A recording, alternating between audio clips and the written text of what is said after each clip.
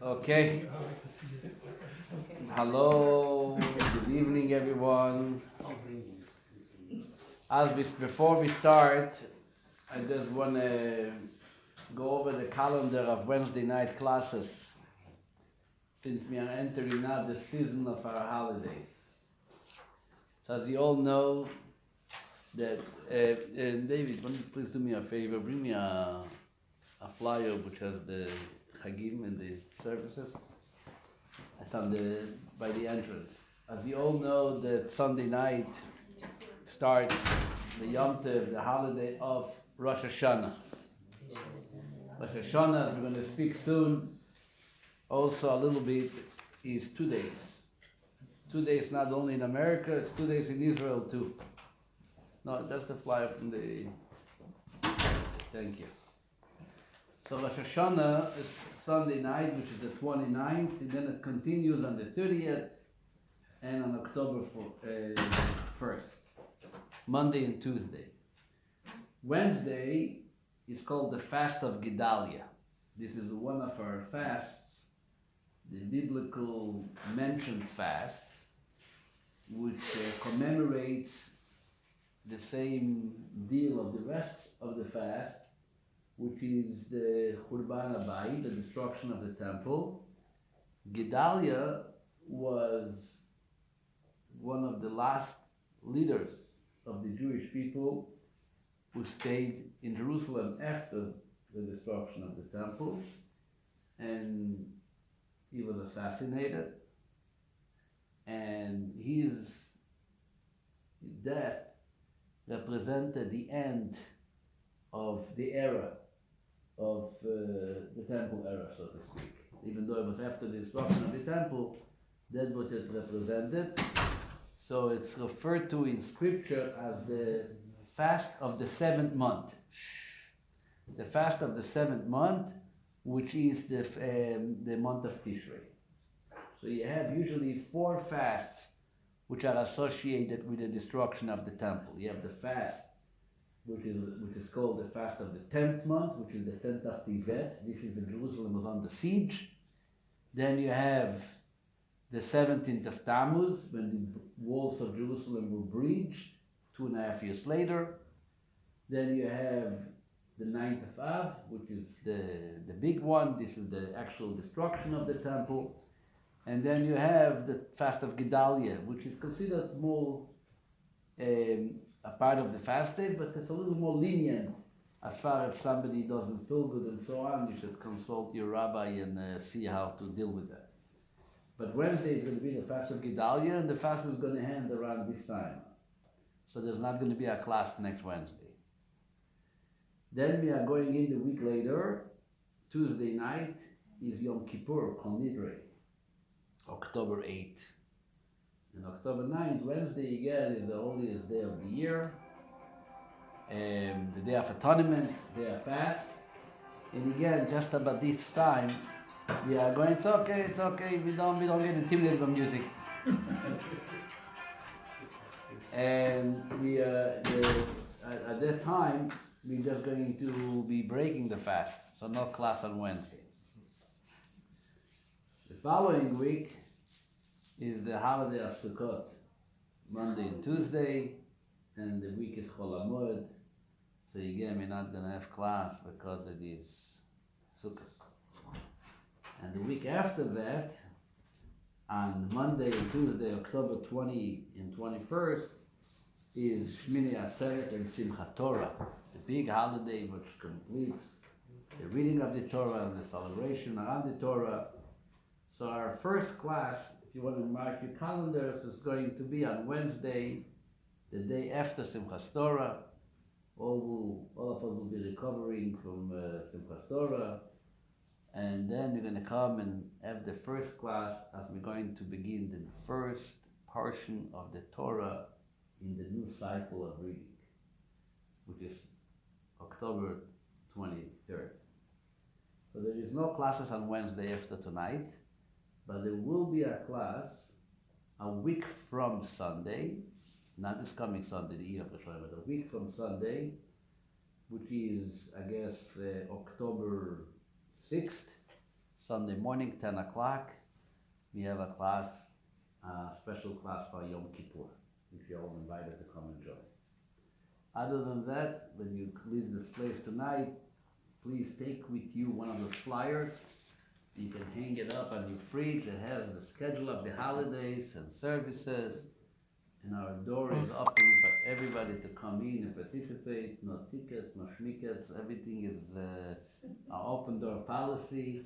Come and meet up with God as you desire. There's books in Hebrew, in English, in Russian, and the shofar, which is also in all languages.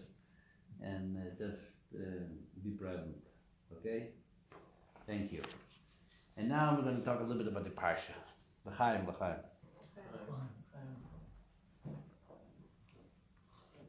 It's only water, don't get nervous.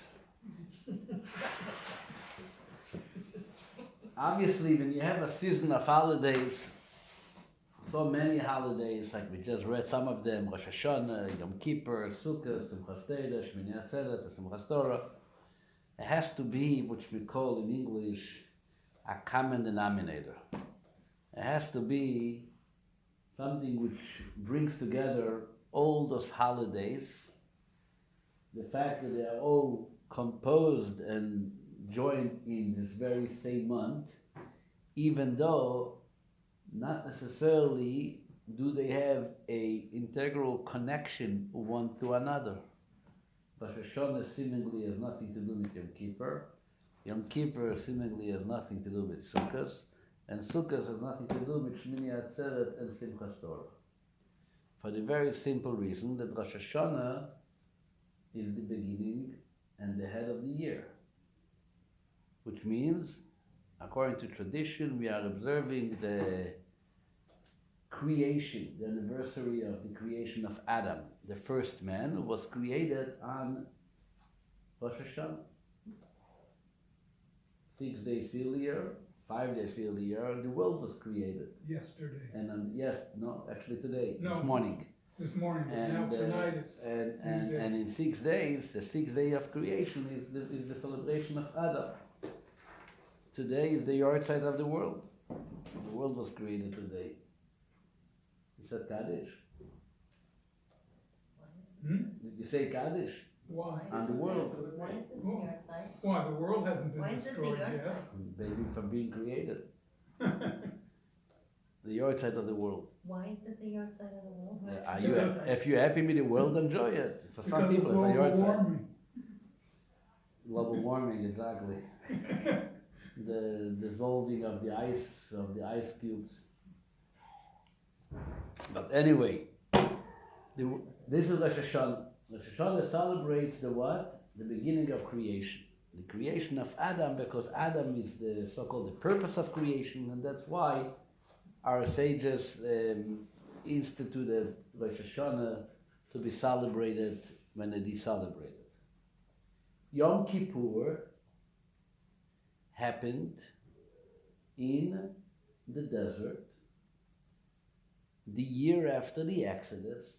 The Jews, after receiving the Torah, meaning in the year of the Exodus, they just left Egypt, crossed the sea, received the Torah at Sinai, and 40 days later they sinned with the sin of the golden calf, Chet HaEgel, thinking that Moses is not coming back. The tablets were smashed, and the process of repentance began. Moses back and forth, communicating with God, trying to bring about forgiveness for the people of Israel. He was called back to the mountain, he went down to the mountain, and finally, on the 10th day of this month, of Tishrei, is when God gave him the second set of tablets, and he said the very important word, Salachti kidvarecha, I pardon them, I forgive you as you asked. And from that day, this day was established as a day of atonement for the rest of history, called Yom Kippurim. And later in the Torah, as is already described, Ki bayom hazeh yechaper aleichem, on this day I shall atone for you. L'tayr eschem mikol chateiseichem, to clean you, to purify you of all your iniquities, of all your sins. Lifnei Hashem titoru, before God you shall become purified. Is that the reason that the Yom Kippur comes after Rosh Hashanah? No, I don't know why it comes after. It's a good question, but it actually doesn't have nothing to do with Rosh Hashanah. The anniversary of the world happened more than 1,000 years. Matter of fact, it happened 3,000 years. No, almost 2,500 years to be exact. 2,448 years after the creation. Okay, is when Yom Kippur took place. But it was instituted as a day of atonement, and it does take place after Rosh Hashanah. And you have to understand also the connection between Rosh Hashanah and Yom Kippur. Then comes another holiday, Sukkot. Sukkot, the Torah tells us, a mitzvah. I command you to sit 7 days in a sukkah, those huts, to dwell in a sukkah. Dwelling means eating, drinking, that's living the regular lifestyle, but in a sukkah. Why? Why do I want you to sit in the sukkah? So the Torah says again, Le'ma'an yedu doroteichem, so all you future generations shall know, Ki basukot Oshafti et bnei Israel beotzi'i otam me'eretz Mitzrayim, that I caused the Israelites to dwell in a sukkah when they were taken out of Egypt. 40 years I took care of you. I did not let you be vulnerable to the elements of the desert, whether it's the wind or the frost or the heat. I took care of you, I watched over you. And by going out of your house, you realize that you express, you trust in somebody shading you, watching you, and onward. This is the sukkah.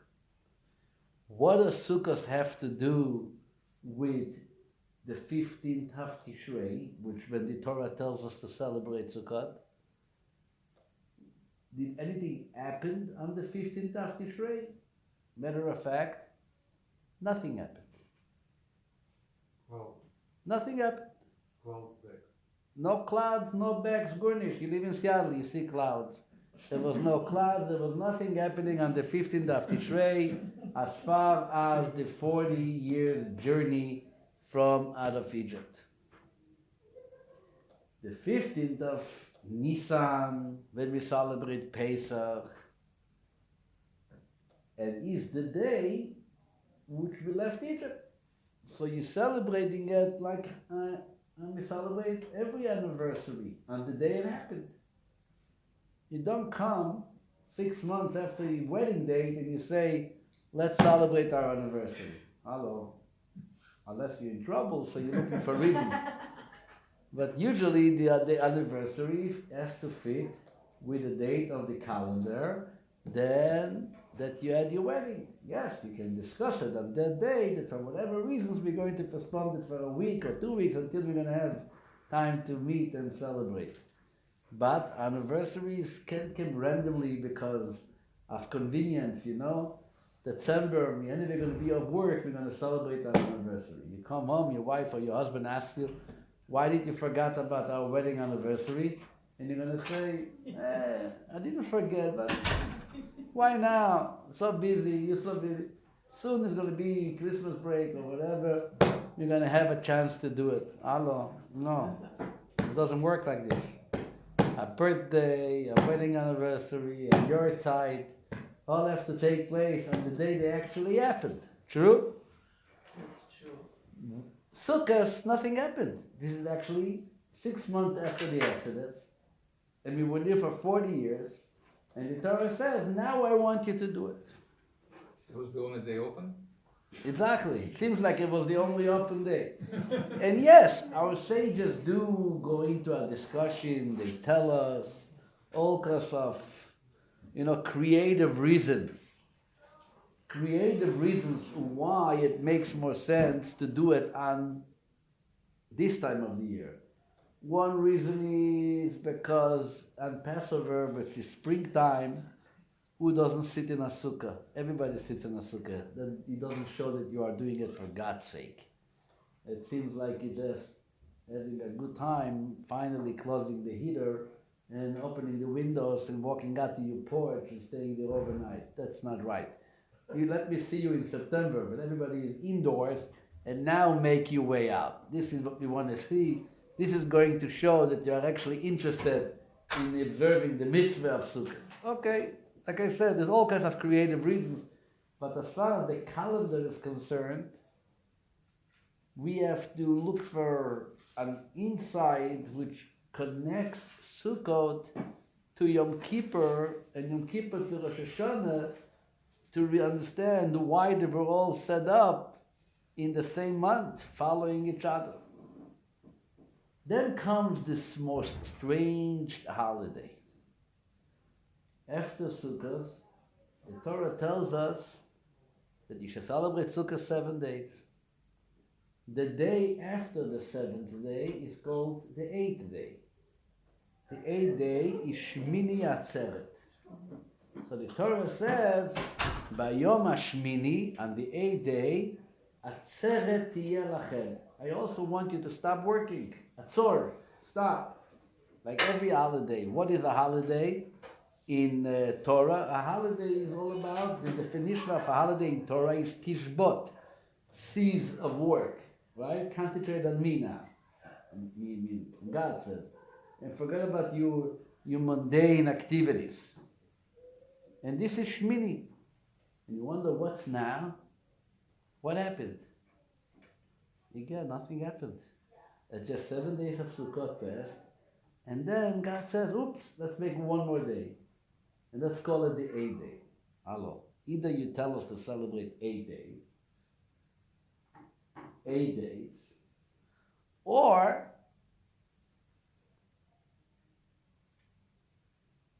7 days. Yeah. or 7 days. What is it? 7 done, and then an 8th day. Matter of fact, 7 days we have to eat in the sukkah. The 8th day we don't have to sit in the sukkah. The only reason we still sit in the sukkah here in America on the 8th day, because by us every day of a holiday is the questionable right day. Meaning Sukkot, today is the first day or tomorrow is the first day. So there comes the 7 days again. Is today the 7th day or tomorrow is the 8th day? Today the 7th, tomorrow is the 8th. So we always do an extra double Yom Tov, right? But in Israel, for example, the 8th day, they don't sit in the sukkah. But it's Yom Tov. After 7 days of sukkahs, they call it Shmini Atzeret. Mm-hmm. And they go to shul and they stop from work and they have the regular holiday prayers like we do, but no sukkah. We only sit in the sukkah because maybe it's still the 7th day of sukkahs. Because sukkahs really started on the 2nd day, not the first day we did. What is this Yom Tov? What is it? Clearly no connection to anything else. The question becomes stronger. The question becomes stronger. When you look on all the holidays, you find that there is some emphasis on the fact that we are there to celebrate it as a community. There is a practice in each Yom Tov, or there is an emphasis in each Yom Tov about the fact that we are not alone. And let's analyze it from a moment. Let's start with Rosh Hashanah. Rosh Hashanah, we find something very unusual that we don't find in any other Yom Tov. And this is a little background. The Jewish calendar. The way the Jewish calendar works originally is that witnesses used to come to the court in Jerusalem and testify that they saw the birth, the appearance of the new moon. They saw it appearing.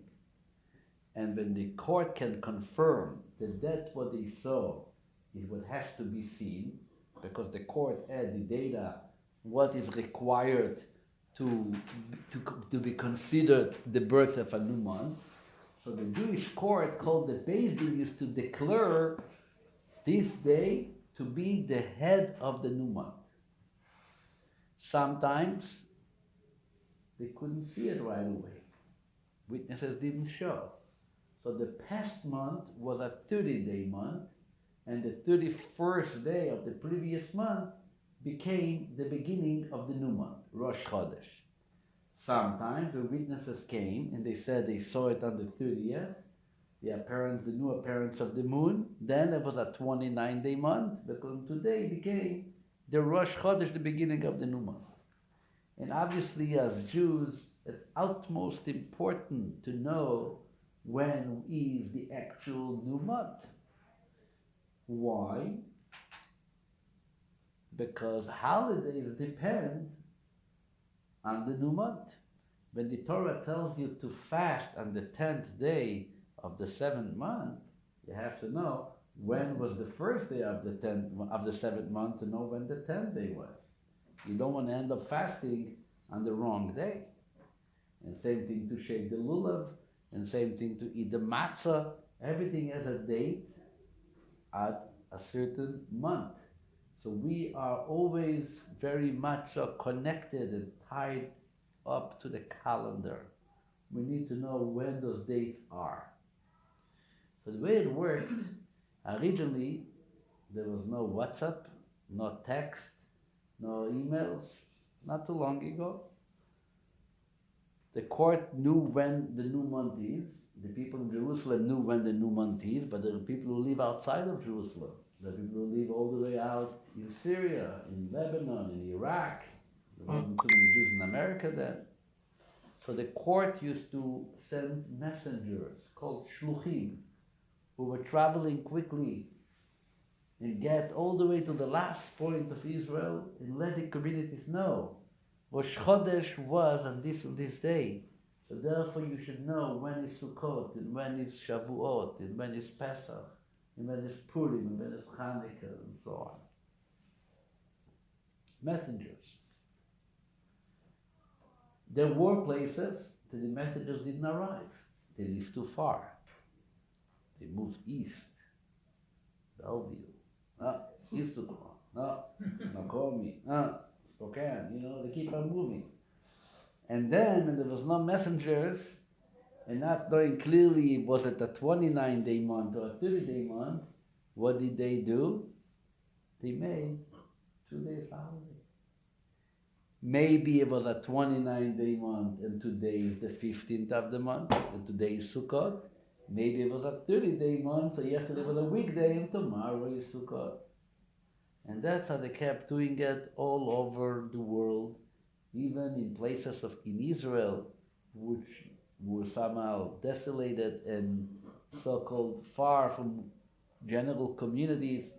What caused the emissaries not to arrive on time, so people made 2 days Yom.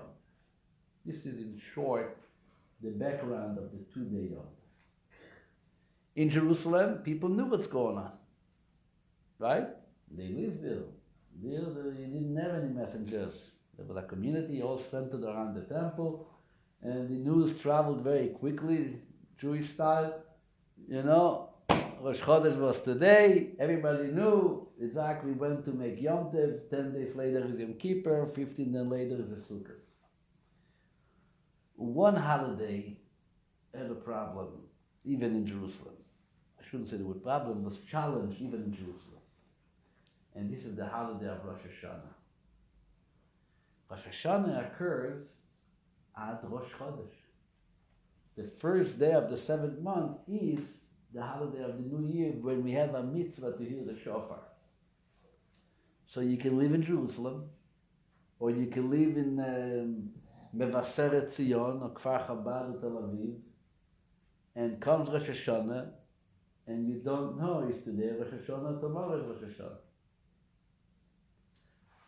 So the tradition was that every single Jew, regardless where he lives, and what you know, what you don't know, Rosh Hashanah is always going to be 2 days. And that's how it became. Till today, This is the only time a year, usually when it comes on every holiday, the Israelis, after one day, they're really going to work, and we still have to schlep ourselves to shul, or the opposite, they have to schlep themselves to work, and we are still having fun, being a second day of Yom Tov. And we always differ between each other. There's always this difference between the Israelis and those who live in diaspora outside of Israel. Comes the holiday of Rosh Hashanah, and there's no more Israelis and non-Israelis. We are all together on the same page. We are all celebrating the same Yom Tov for the same amount of hours, 48 hours. Everybody. This is unique about Rosh Hashanah, which we don't find in any other holidays. Now let's turn to Yom Kippur. Yom Kippur, we are praying a lot. And a big part of the Yom Kippur prayer and services is asking God for forgiveness. We are very much involved in atonement, in repentance and tshuva. And we keep on confessing, which is a part of the tshuva process. We regret our past and resolve to have a better future. The words which our sages incorporated for the confession prayer goes Ashamnu, Bagadnu, Gazalnu. Anyone speaks Hebrew here? What does Gazalnu mean? We stole, we are guilty, we are criminals. What is this we? Who are you representing? It's like, a teacher comes into school and he wants to find out somebody was in trouble, and a kid gets up there, Kol ha'eladim, all the kids were, hello, it wasn't all the kids. The one who was wrong should please rise and say what he did wrong. When you get up there in shul and you say, Hashamnu, we and we and we, are you representing America? Are you representing Bellevue? Are you representing your family? Are you representing your synagogue? Are you representing who is the business partners? Who are you including in that package of we stole and we robbed and we were cheating and we... Talk about yourself. Don't make me a part of we. Ashamti, Bagadeti, Gazalti. This is all with an emphasis on the I. No. Again, you see, like in Rosh Hashanah, will we all unite into a 48 hours and we don't separate one from another? Here again on Yom Kippur, you find the same concept of an emphasis as a we. There is no he and I, there is we. Then it comes Sukkot. And we take the 4 species, which is again, let me allow to use the word strange or ununderstandable, is this mitzvah. Citrus, mortals, willows, palm branch, holding them together, tying them together, and nothing. Shaking, not shaking. What? What is the mitzvah? What does it have to do with anything? Matter of fact, the Rambam, the famous Maimonides, in his book called the Moreh Nevuchim, the Guide to the Perplexed, which, as we know, in that book, the Rambam, was introducing insights and reasonings to mitzvahs dealing with a perplexed community that he was dealing with, and he tried to guide them. That's the guide to the perplexed. And I guess he wasn't only the guide to the perplexed in his generation, all the perplexities throughout all the generations is the same Rambam. You can always turn to the Rambam. He's our teacher from then and forever. So Maimonides, in the Guide to the Perplexed, he puts an interesting twist to this mitzvah. He says, this is a way to praise God of entering to the land of Israel. And these choicest species represent the best of all kinds. The best of all kinds. The citrus is the nicest of all fruit. It smells, it tastes.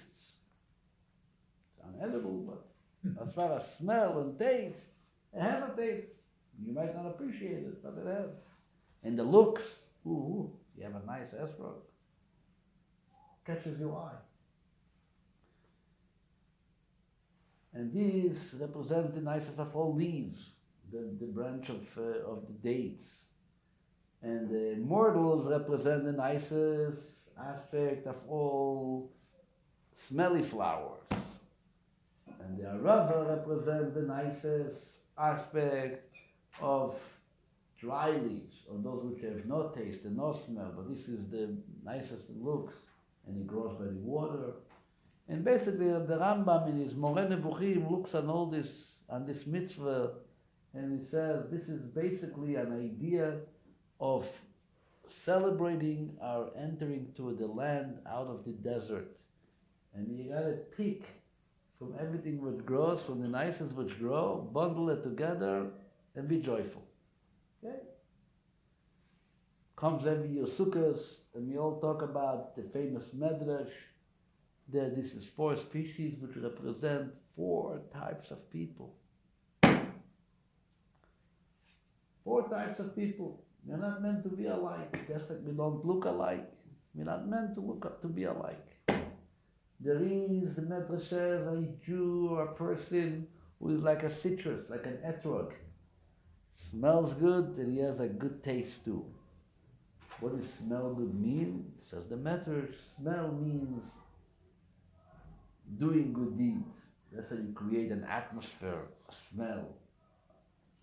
Taste is emphasizing the power of intellect and understanding, because that's what is tasty. Something you understand and you appreciate is tasty. Says the Medrash, there is a Jew which both he has good intellect and good deeds upon. Tastes good meaning he's intellectual and is involved in Torah study. When it comes to practicing, suddenly it's not for him. Okay? You're also a part of the bundle. You're not an etrog, you're a lulav, but the lulav is also a part of the bundle. The hadas, he's involved in good deeds. He's a macher, an activist, always ready to help and to write a check and to do and to demonstrate and to offer and to give. Can you come learn something? Oh, Rabbi, learning is not for me. I'm involved. Learning is for the intellectuals. I said, what do you mean intellectuals? If you're not going to learn, how are you going to have taste in what you're doing? Bash, man. No. He belongs, he's a part of the package, but he's immortal. And then you have a 4th one, which is the willows.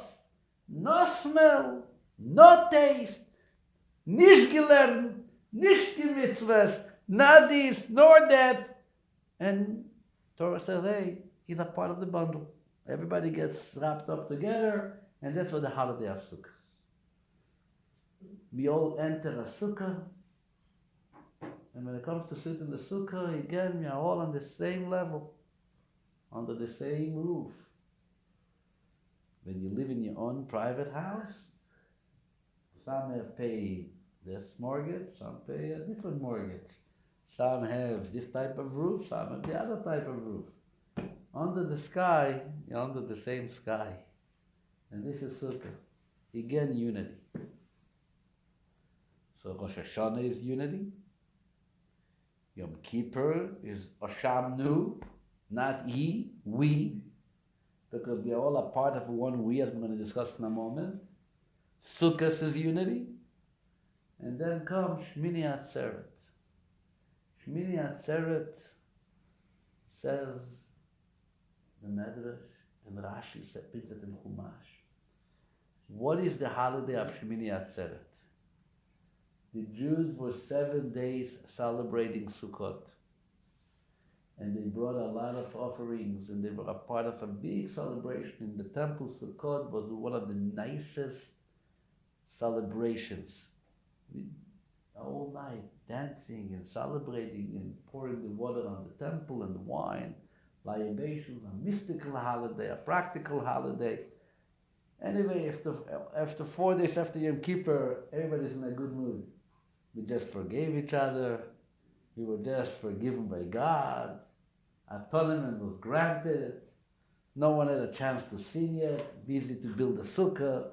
Busy to buy a lulav, an etrog. Everybody is still clean. Still a long weekend starting from Yom Kippur. Right? It continues. So at the temple time, there was beautiful celebration on Sukkot.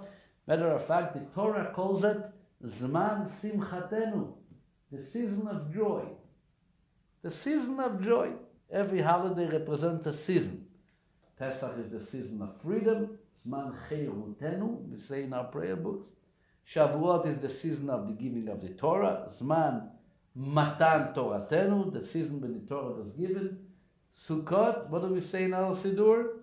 Zman Simchotenu, the season of joy. A time of Simcha, that's what Sukkot is all about. Comes the end of Sukkot. Says the Medrash, God turns to the Jewish people and it says, guys, this is the words. Kashe alai bridatchem. It's hard for me, your departure. Literal translation.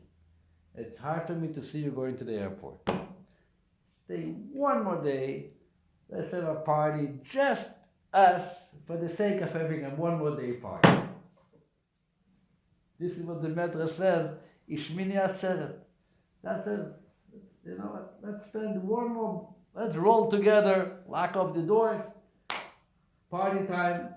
For what? For the fact that we were together for this time.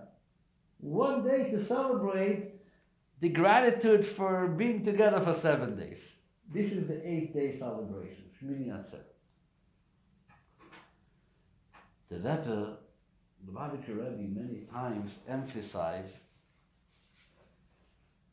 and I heard from my wife's grandfather, Mr. Weiss, I all the times tell you stories from Mr. Weiss, that when he came to the Rebbe, he wasn't a Chabad, Chassid. He was a Hasidic Jew, but not Chabad. He came from Hasidic Jews in Hungary. When he came the first time to the Rebbe, it was Simchas Torah. 1961. Toshim Chavbeis. First time. And when he heard the Rebbe saying that line, somehow, like, it grabbed him, it caught him. It's like, ooh, look at that. This is an insight. This represents who this person is. And well, a big part of him, deciding to stay in Lubavitch. What did the Rebbe say? The Rebbe said, and the Rebbe said it many times later, that the way the Medrash describes the 8th day of the holiday, that God says, Kashe means what? It's hard. Alai, for me, Pridatchem. Pridatchem, like I translated before, means your departure, Preda. But really, in proper Hebrew, it should have said, Kashe alai pridatenu, our separation. I'm going to be staying here, you are going there. What is pridatchem? Pirud means what in Hebrew? What does pirud mean? Separation. Separation. Hashem tells the Jewish people, the Rebbe said, Kashe alai pridatchem. You know what is hard for me? I want you to remember that. The hardest thing for me when I see you separated between one another. It's not the separation between me and you. No, don't worry, I will figure it out. God will figure out how to deal with the fact that his kids are leaving the temple and going back to their settled homes. Kashe alai, what is difficult for me? Pridatchem, you're being separated amongst you from each other. And for that, I'm introducing one day called Shmini Atzeret to celebrate the fact that we are one family and we are not separated and we are not detached from each other. This is the whole purpose for this Yom Tov. which later, according to our sages, they introduced the day to be called what? Simchas Torah. In Israel, which they don't have 2 days holidays, Shmini Atzeret is the same day that they have Simchas Torah, which celebrates the conclusion of the Torah. In America, that we have, or anywhere in the diaspora, that we have 2-day Yom Tov. So Shmini Atzeret is a day on its own, and tomorrow, since we anyway have to make 2-day Shmini Atzeret, right? So we make 1 day Shmini Atzeret per se, and the other day Shmini Atzeret plus Simchas Torah. What is Simchas Torah? We are finishing reading the Torah. Why are we finishing the Torah now? When was the Torah given? Which holiday celebrates the giving of the Torah? Shavuot. In June. So we should have then started the reading of the Torah and continue it for the entire year, and on Shavuot conclude the Torah and dance with the Torah. No. Now, after Sukkot, after everything, is when you celebrate Simchas Torah. Lama? Why? Ma Kesher. What is the connection between the end of the holidays with Simchas Torah? Matter of fact, you can do Simchas Torah on Rosh Hashanah, the beginning of the year, start Bereshit. And then go, but this Shabbat should have been the end. So it's not the first Shabbos of the year, not the second Shabbos of the year, not Sukkot. It's the third Shabbat of the year, almost 3 weeks into the Tishrei season, the 22nd day in the month of Tishrei, when we celebrate Simchas Torah, when we finish the Torah. What are you waiting? What does it have to do with now? So our sages tell us, you really want to show that you're happy with the Torah, you have to first go to a Yom Kippur. And you have to go through the season of joy. And you have to show that you are united with the rest of the people who have the extra day, Shmini Atzeret. And then you can start learning Torah. Then is when you're going to start Bereshit. In all communities, the same custom and the same tradition. Obviously, if you want to summarize in one word, what is a common denominator, like we said before? What is a common thread which sows through each one of these Yamim Tovim, of these high holidays, and the holidays of Rosh Hashanah, and Shabbos Shuvah, and Yom Kippur, and Sukkot, and Shana Rabbah, Shmini Atzeret, Simchas Torah? What is the common denominator? Unity. Unity.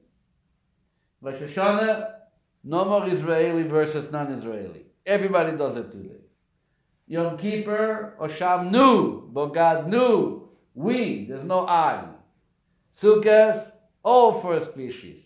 Shmini Atzeret, 1 day just to ask ourselves not to be separated and detached from each other. Simchas Torah, how do we dance with the Torah? Are we studying Torah and Simchas Torah? No. What is the celebration? The Torah is wrapped up in this beautiful coat, and we hold it in our hands, and we dance with it. We become the legs to our happy Torah. The Torah wants to dance, but the Torah doesn't have legs, so we are its legs. Right? And we dance with it. And this is the strongest celebration of unity. And you know why? Because when it comes to study Torah, there is elementary school, and there is high school, and there is college, and there is Ivy League, and there is this college, and this yeshiva, and this rabbi, and that rabbi. I learn from Rabbi Akiva, you learn from the Rambam. I learn Lubavitch, I learn Litvish. Everybody has philosophies and ways of understanding, and each one is in its own place. But when the Torah is closed up, with a gartel, with a belt, and a coat, and you hold it by hand, is there a difference between you and he and I? Everybody is dancing in the same Torah. As long as the Torah is closed, we are all on the same page. So this is really what's going to happen, what happens usually in this month, the month of Tishrei. All this is actually this week's Parsha. And that's why this week's Parsha is the preparation for Rosh Hashanah always. We always read this Parsha before Rosh Hashanah.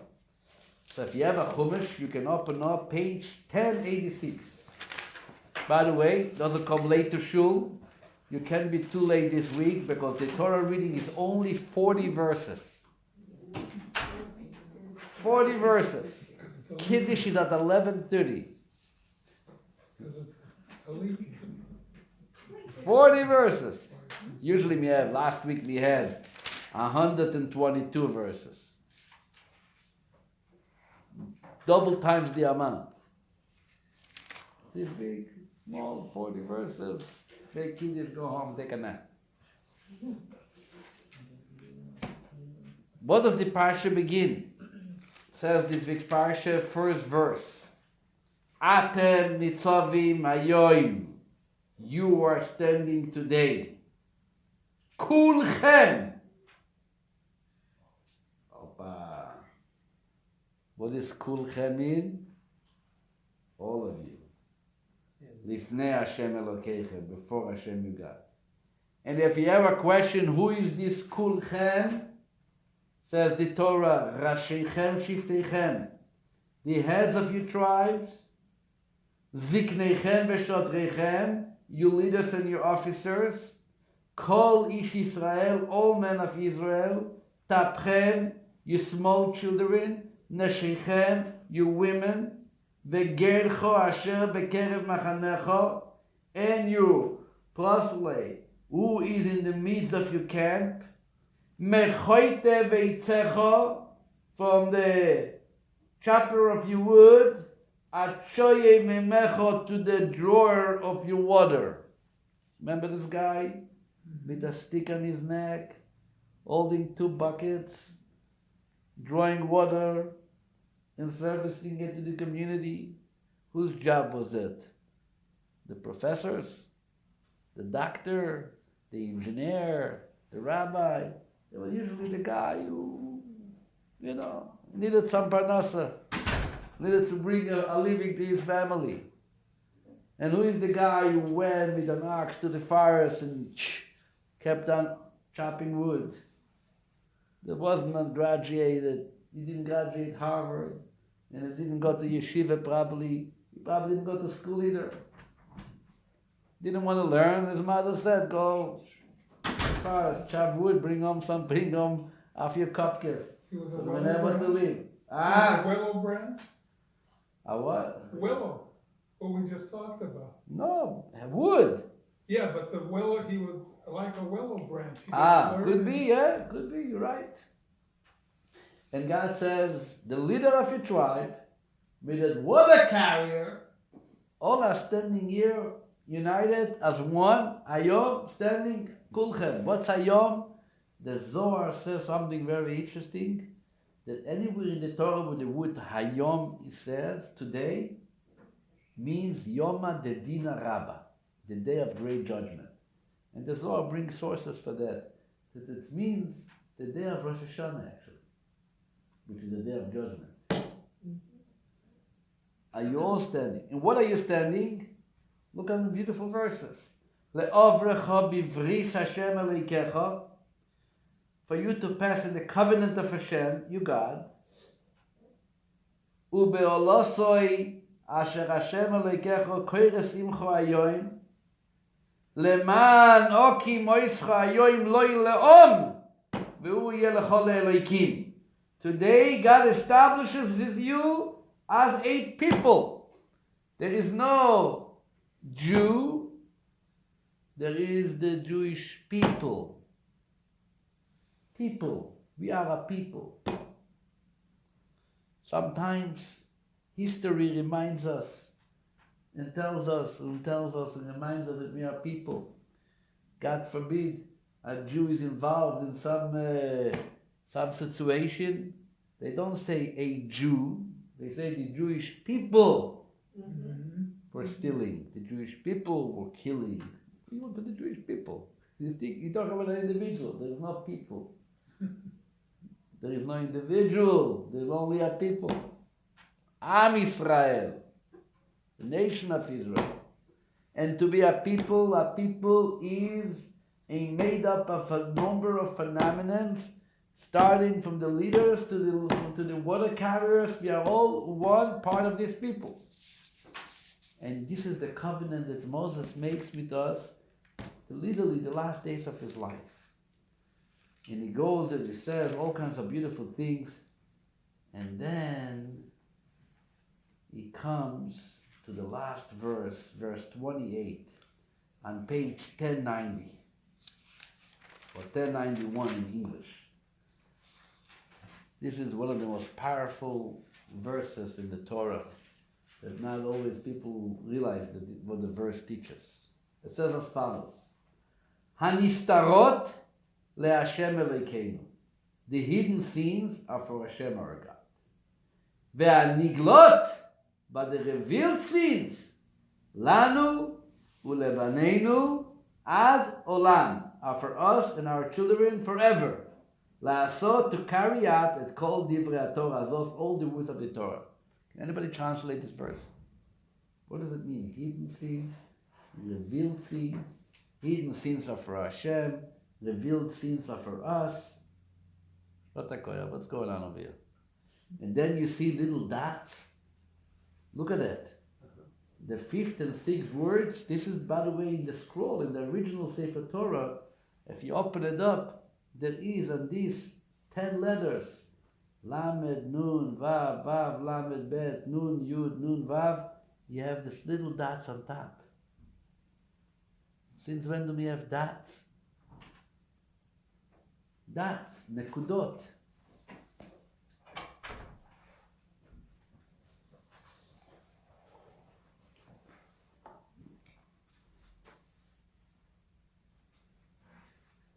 So Rashi explains it. And instead of me reading you the Rashi, let's read it together in English. In the bottom of page, the footnote for verse 28. The hidden scenes are for Hashem, lest Israel retort that it reassures the nation that hidden scenes are the province of God alone. And he holds no one responsible but the sinner themselves. It's called arevut. Arevut means responsible or guaranteeing each other. You ever heard the verse, Kol Yisrael? Quietly, to do a mitzvah.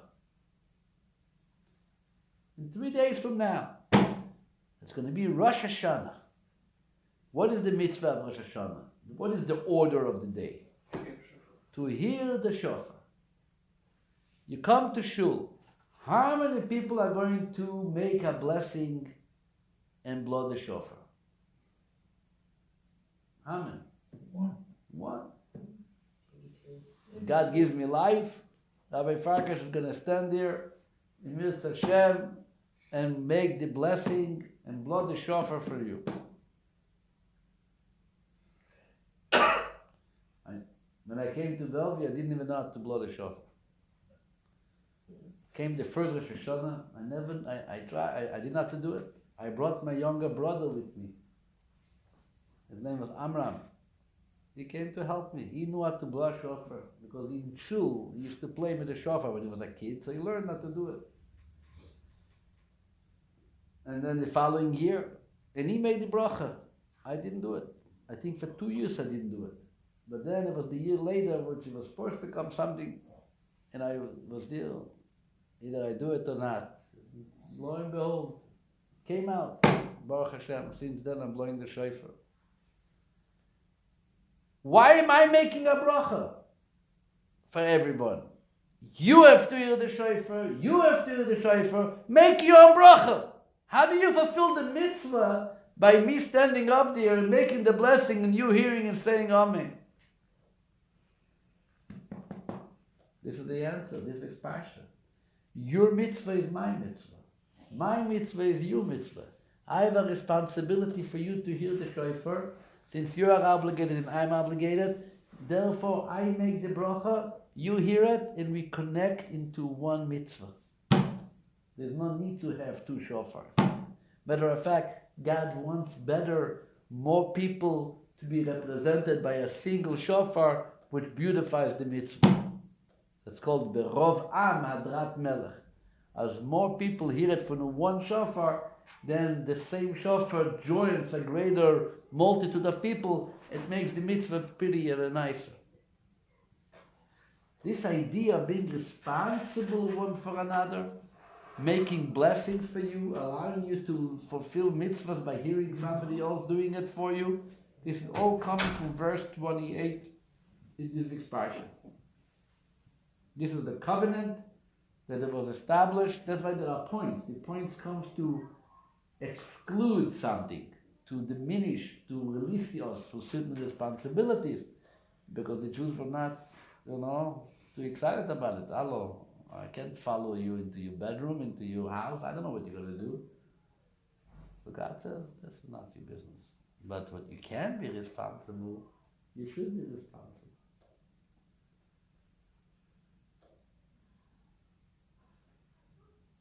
How about the dots? I said the dots comes to exclude something. A dot comes to take away something which we would not know without. And then you have to know, so what does it take away? So the Talmud is and discussing that it takes away your responsibility for the hidden things. Hidden. That which is hidden, but a person does privately, and I don't know, I can't be responsible for him. Because if the wood responsibility would not be doubted, it wouldn't be any dots, then it would mean that maybe we have to be responsible for everything. Can I be responsible for everything? So as we are entering this Yom Tov, of Rosh Hashanah, and Yom Kippur, and Sukkot, and Simchas Torah, we're going to be spending a lot of time in Shul. And God willing, we're going to get sick of each other because we're going to see each other so many times, so many hours. Not only once a week as far. But this is the idea. The idea is to be together, to enjoy together. It's all about togetherness. Because the only way we can really be together is that we put our bodies aside a little. We put our selfish characteristics aside. Other than that, it's very difficult. Very difficult to be all time, many times with others. And this is actually the message of this Yom Tov. God wants us to practice and to exercise the idea of selflessness by putting more effort into release our neshamas, by putting more effort and energy into our souls, and thinking about it, and relating to it, and reflecting on it. And God willing, everybody is going to be blessed and wish with a kativa v'chatima tova, shana tova u'metuka, healthy and happy good year. And this coming year, 57780 is going to be a much better year, and a much healthier year, and a much successful year than 5779, even though it was a good year too. We have to thank God for what He gave us this year. But don't stop by thanking. Thank and right away saying, give me more. Right? Remember we spoke about Leah. She only said thank you. She didn't ask you more. So once she said only thank you, she stopped giving birth. You have to thank and say, Rida vai grosha. God, come on, you were good, but you can be better. Don't be cheap on God's possibilities. You're making him limited. You're making him sound like, sometimes I go over to someone and he gives me, I'm asking him, I need money, support, he said to us, and he gives me $100. I say, thank you. And I don't feel like I can ask him for more. Because $100 is a lot of money. He worked for it, and probably a couple hours of work. And he could have bought me the bread and butter, and he gave it away for a shul, for a community. Fine, thank you. God, if you're telling him, God, you gave him $1, I'm happy with you, He's getting embarrassed. You know, you are embarrassing him. It's as if you tell him you can do better. God wants to hear. He gave me 100, thank you, but please another 1,000, another 2,000. I will do good things with that. Don't worry. That's how we approach it. I have to learn. I also have to learn. Thank you very much. Please take the flyers when you leave, so you know.